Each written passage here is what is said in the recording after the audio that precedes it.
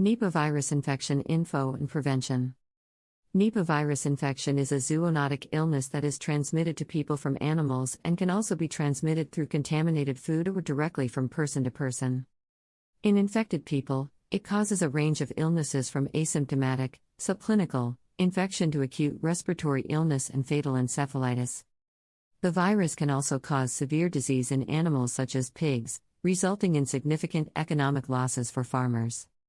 Although Nipah virus has caused only a few known outbreaks in Asia, it infects a wide range of animals and causes severe disease and death in people. During the first recognized outbreak in Malaysia, which also affected Singapore, most human infections resulted from direct contact with sick pigs or their contaminated tissues.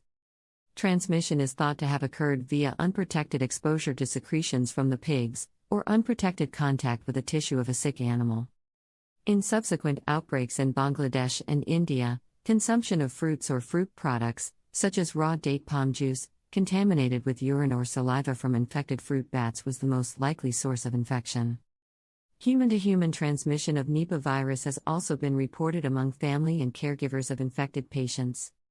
Symptoms: human infections range from asymptomatic infection to acute respiratory infection, seizures and fatal encephalitis. Infected people initially develop symptoms that include fever, headaches, myalgia, vomiting, and sore throat. This can be followed by dizziness, drowsiness, altered consciousness, and neurological signs that indicate acute encephalitis.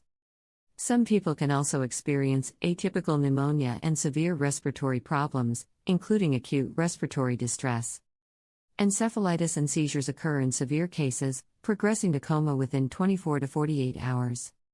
The incubation period is from 4 to 14 days, but an incubation period as long as 45 days have been reported. Most people make a full recovery, although some are left with residual neurological conditions after acute encephalitis. Some cases of relapse have been reported.